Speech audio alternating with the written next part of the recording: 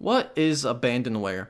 Abandonware is the name of a product that is no longer officially supported or sold by the company that made it for various different reasons. This term usually applies to software and even video games. When these things become abandonware, eventually they wind up as free downloads on archive websites like most notably myabandonware.com. Hello and welcome to Abandonware Anomalies, a new series where I'll be diving down the abandonware rabbit hole and talking about some of the more bizarre and unique games that have been lost to the sands of time.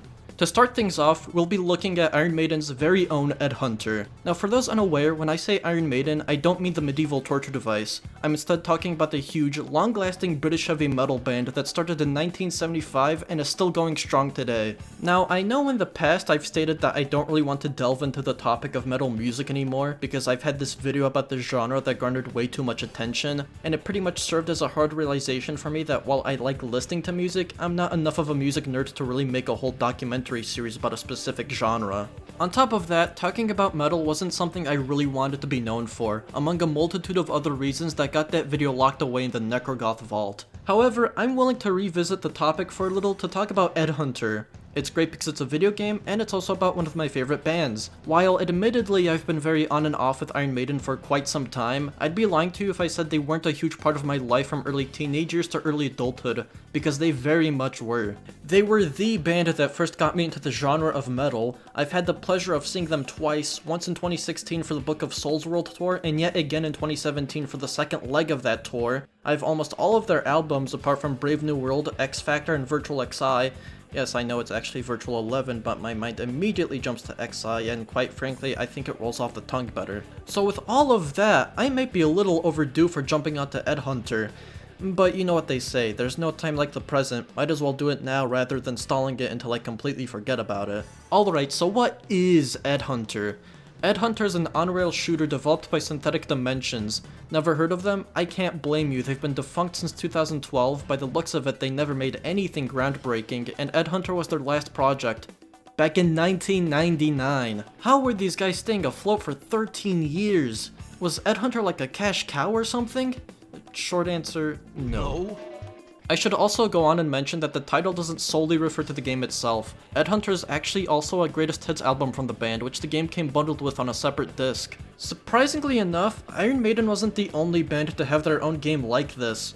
Kiss did it in 2000 with Psycho Circus, Motorhead had their own beat 'em up in 1998, and as far as I'm aware, fucking Journey of all bands might have been the first to have their own game back in 1982 with Journey Escape, and a year later they had yet another one.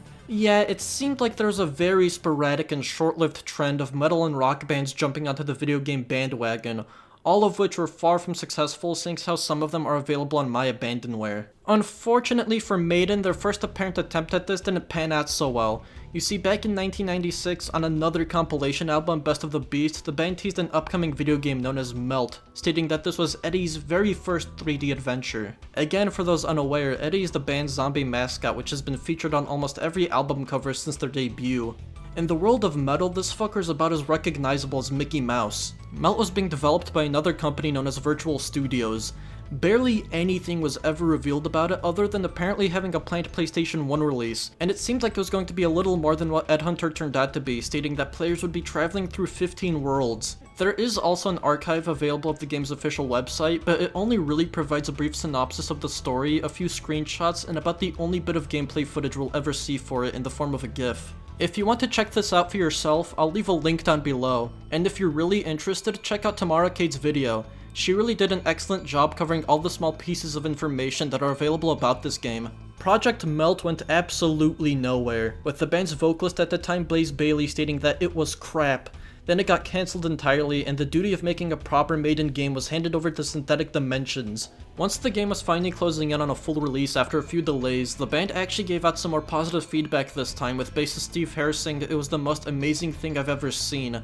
I don't get shocked very often, but Ed Hunter was so good. Okay, relax. As you can see, even for 1999 standards, Ed Hunter lacked on almost every front. I'm not one to really judge graphics, and in fact I actually really like the look of early 3D models and animation, but still, I can't exactly say anything nice about Ed Hunter. It's just... This game really makes me feel a whole bunch of mixed emotions. On one hand, I don't think it's as bad as people make it out to be, and I honestly think this is good simple fun in short bursts. On the other hand, it's got quite a lot of issues that become incredibly annoying to deal with, which for an on-rail shooter, it's really not a good look. The story here is that you play as a detective named Ed Hunter, who receives an anonymous letter to find Eddie, who is being held up in an asylum. After you do this, you then have to chase Eddie through a bunch of different locations and settings featured in the band's songs or album covers. You've got 22 Acacia Avenue, Somewhere in Time, Power Slave, and that's pretty much it. I wasn't expecting something super beefy because I mean this is an on-rail shooter, there's really no need for any of that, but how does one mess up something as simple as this? Well, you can make all the enemies throw projectiles that have really wonky hitboxes. I swear to fuck, I am shooting at this and it's not doing anything. While you're at it, the game might as well sprinkle entire hordes of these enemies. Hopefully you have cat-like reflexes to shoot all this shit that's flying directly into your face, otherwise you're dead. God, the absolute worst case of this is in the level where you go to hell. These fireballs, if they're less than 5 feet away from you, it doesn't matter if you shoot them, you'll still take damage from the explosion.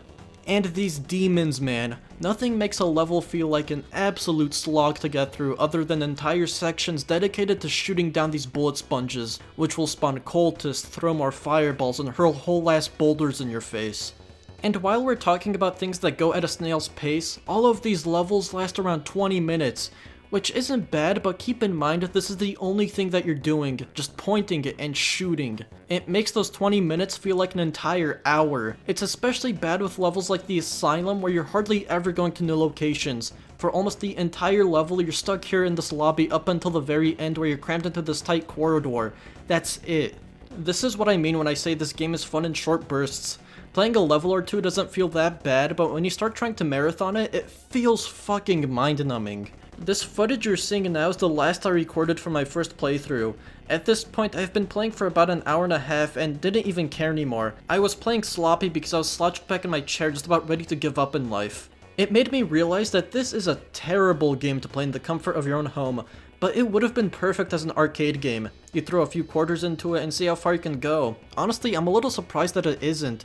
Sure, they were already on their way out when this game was released, but it has pretty much all the makings for a decent arcade game, like the addition of score points and a leaderboard that don't serve a single purpose here, as well as the game having the whole 3 lives in your out system. Which, by the way, is complete bullshit since getting a game over means you'll be booted all the way back to level 1. Ed Hunter does not care about how much time you'll sink into it. You could be putting your own blood, sweat, and tears into trying to finish it, but at every chance it gets, it's just going to kick you down, erase all of your progress, and take you back to the very start. Thankfully for me, I didn't have to deal with this. I'm playing this on a PC emulator running Windows 95 with the game pre-installed, and it just so happens to have all the levels unlocked for me too, besides the very last one, so that saves me from a huge headache. This is the custom installer available on its My Abandonware page. I should clarify that when it comes to installing anything off of this site, it's really important to exercise caution. Overall, My Abandonware is pretty safe, but there can be instances of uploaders slipping in malware. I'll admit I took a huge shot in the dark with the custom installer because, I mean, it directs you to a website that looks as if it hasn't been updated since like 2008. But after running everything through VirusTotal, doing full-on system scans, everything came out okay. And you know, if there were actual malicious files, one of the better ways to make sure if something is malware on My Abandonware is by scrolling through the comments, which in this case there's nothing that really sets off any red flags. But if you want to ensure absolute safety, and I'd recommend you do this instead, set up a VM running Windows 95 and play the game through that. Just keep in mind that this game is very finicky, and if it happens to be having a bad day, well, you're kinda shit out of luck. You're really going to have to dig through the depths of the internet to find any info about how to troubleshoot this game. It is just one hard son of a bitch to work with. Even with that ginormous hurdle, the list of problems Ed Hunter has doesn't end here quite just yet. There's the camera, which, believe it or not, in an on-rail shooter operates as if it has a mind of its own. Yes, a critique you'd commonly hear for 3D platformers or just third-person games in general can be applied here. What the fuck? The camera will swoop, pan, zoom in, zoom out, unzoom, dezoom, at times for no real reason, causing you to either completely whiff a shot at an enemy or miss a power-up, which I'll get to in a bit. With all of these camera movements, it also becomes really disorienting and hard to instantly adjust to whatever it's doing, which can cause you to die if you're caught off guard even for just a second. Like right here, the camera slowly pans to the right and bam, there's already a projectile literally a few square inches away from me. Sometimes the camera will even pan away while an enemy is attacking you, causing you to get battered constantly until it decides to move back. It's stuff like this that makes me wonder if this game was ever playtested, because I don't think anyone in their right mind would play through this and think that the random camera movements are okay, when they can literally stop you from doing the one and only thing you have to do for this entire game. I'm curious to know who even thought this was a good idea. Like, what purpose is it even supposed to serve? Is it just supposed to be cool and cinematic? If so, then it barely even does a good job of doing that. Every time it zooms in on something, it only serves as a bolder reminder of just how shoddy this game's presentation is. Then the power-ups. You've got temporary weapon upgrades, health, and extra lives in the form of a band member's face. All of these are pretty hard to come by, and when it comes to health pickups, the game will usually make you fight tooth and nail for them. So most of the time, when you are trying to reach for them, you're probably going to wind up with even less health than before. As for the weapons, they're pretty rare in the first 3 levels, but they pop up everywhere in the last 3, when all the common enemies take more than one shot to kill. Although, by far, the one thing that peeved me off the most in this game is the fake sense of weapon recoil. I know it's to add maybe an extra bit of difficulty, but it feels so unnatural and stiff. It's almost as if something is lightly tugging on your mouse after every shot and there's not much you could do to control it. What makes it even worse is that the gun's recoil wildly veers off diagonally, which at times makes it so hard to even hit a simple moving target. Okay, with all of that, you might be wondering, what are some things that Ed Hunter does right? Well, sometimes the levels have branching paths. Oh, that's cool, I guess. The soundtrack is pretty alright. It features your Iron Maiden essentials, songs that you'd normally expect from a best of album, Number of the Beast, Hallowed Be Thy Name, Wasted Years, The Trooper, Aces High, even has some of my personal favorites like Be Quick or Be Dead and The Evil That Men Do. There's also a few oddballs here as well, and I don't really mean that in a good way. The weirdest pick being Tail Gunner, which is a song that always just sounded really flat and boring to me, and a lot of people feel the same way. It's far from what anyone would consider a best hit. This was a part of the 1990 album No Prayer for the Dying, which was the second to last record to have Bruce Dickinson as lead singer, who has been with the band since 1982. Listening to this, you could tell that his heart was just not in it anymore. This album was a huge miss because it really lacked that Iron Maiden pizzazz. However, you could avoid listening to the song entirely by just customizing what song gets played in what stage. Make sure you pick your favorites here though, because you'll be hearing that same song looped multiple times as you're slowly trudging through a 20-minute level. Or I suppose in this case it might actually be better to pick out your least favorites. Ed Hunter was made during a rather turbulent time for Maiden. As I've stated previously, the band had already missed the mark with the aforementioned No Prayer for the Dying. The next record, Fear of the Dark, received a mixed reception. Personally, if you ask me, there are some fantastic songs on this album, but they are countered pretty hard by the small number of them that range from being just okay to flat out terrible. And as if things couldn't get any worse, by the end of all of this, the band lost 2 of its members, guitarist Adrian Smith and Bruce Dickinson, whose air raid siren screams were replaced by the low baritones of Blaze Bayley, marking the start of a truly dark age for Iron Maiden. During this period, the band released 2 of the worst albums in their entire discography, X Factor and Virtual XI. Honestly, I think these albums both had a potential for greatness. I don't mind Bailey's voice, and some of the songs on these albums brought a very different, refreshing, and dark atmosphere to Maiden, like Lord of the Flies, which is probably my favorite song from this era. But the writing really just soured these 2 albums.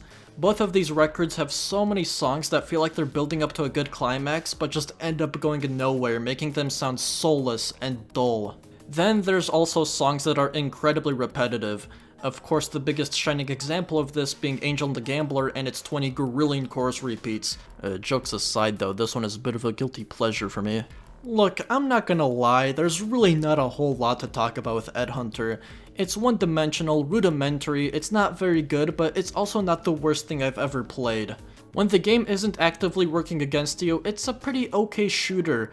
Unfortunately, instances of that happening are pretty few and far between. To wrap things up, I want to end every episode of this series by answering the question of how a game became abandonware.